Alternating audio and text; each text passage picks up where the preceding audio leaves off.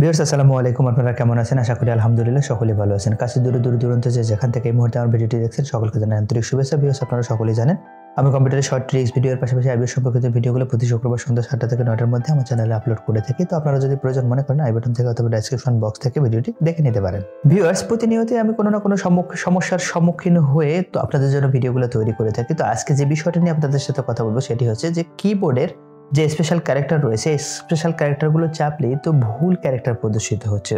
উদাহরণস্বরূপ আপনাদেরকে বলি একটু, যদি আমি শিফট চেপে @ চাপতেছি তো @ না উঠে আমার কোটেশন মার্কস আসতেছে। তো এরকম আরও কিছু ক্যারেক্টার রয়েছে স্পেশাল ক্যারেক্টার যেগুলোতে ভুল প্রদর্শিত হচ্ছে। তো ভিউয়ার্স এটা খুব সহজে কিভাবে আপনারা ঠিক করবেন তো সেই বিষয়টা আমি আজকে আপনাদেরকে দেখাবো। তো ভিউয়ার্স কথা বাড়াবো না, আর চলুন দেখা যাক।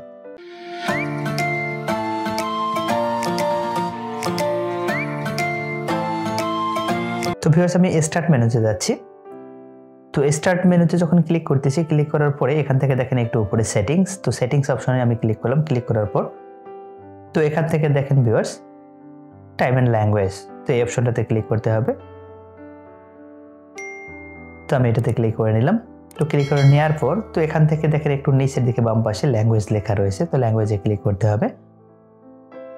তো ভিউয়ার্স এখান থেকে একটু নিচের দিকে দেখেন যে ইউনাইটেড কিংডম আছে, তো ইউনাইটেড স্টেটের যে অ্যাডটা আছে সেটা আমার নাই এখানে। তো আপনাদেরকে প্লাস মার্ক আইকনে ক্লিক করে তো ইউনাইটেড স্টেট যে ইংলিশ ফন্টটা রয়েছে তো সেই ফন্টটা আপনাকে নিতে হবে। তো একটু লিখে যদি আপনি সার্চ করেন খুব সহজেই পেয়ে যাবেন।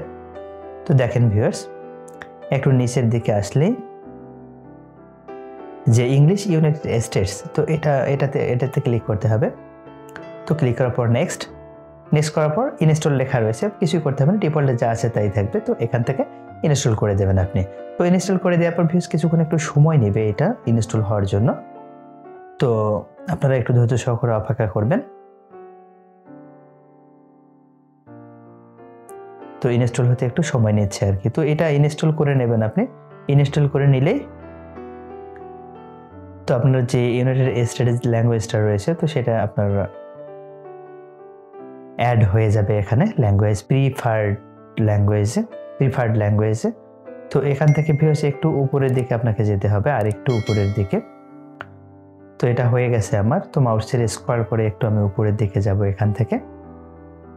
তো দেখেন কিবোর্ড লেখা রয়েছে, তো কিবোর্ড লেখাতে এটাতে আপনাকে ক্লিক করতে হবে। ক্লিক করার সাথে এখানে ডিফল্টে হয়তো আপনার অন্য কিছু থাকতে পারে এখান থেকে, বা ইউজ ল্যাঙ্গুয়েজ লিস্ট বা রিকমেন্ডেড এরকম কিছু থাকতে পারে। তো আপনাকে এখান থেকে ইউনাইটেড স্টেট ইংলিশ যেটা আপনি করলেন ইনস্টল এখনই, তো ইংলিশ ইউনাইটেড স্টেট যে কিবোর্ডটা এখানে দিতে হবে। তো ভিউয়ার্স এই পর্যায়ে আপনার কাজ শেষ।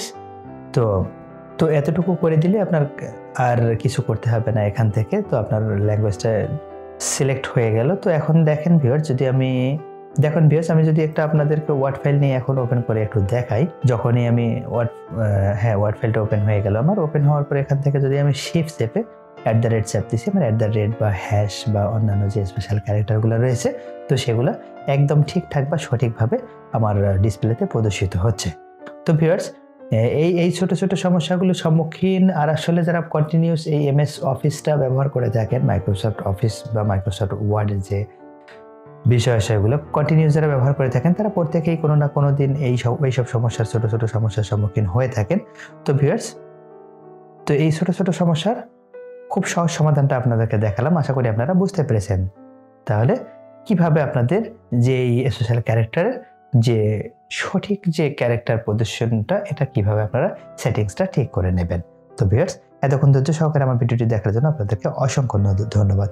ভিউয়ার্স আপনি যদি আমার চ্যানেলে নতুন হয়ে থাকেন তাহলে লাইক কমেন্ট শেয়ার সাবস্ক্রাইব করে আমাকে সহায়তা করবেন, আর যদি ইতিমধ্যে সাবস্ক্রাইব আপনি করে থাকেন তাহলে অসংখ্য ধন্যবাদ। ভিউয়ার্স ভালো থাকবেন, সুস্থ থাকবেন। আজকের মতো বিদায় নিচ্ছি, আবারও কথা হবে আপনাদের সাথে নতুন কোনো টপিকের উপরে নতুন কোনো ভিডিও নিয়ে। আসসালামু আলাইকুম।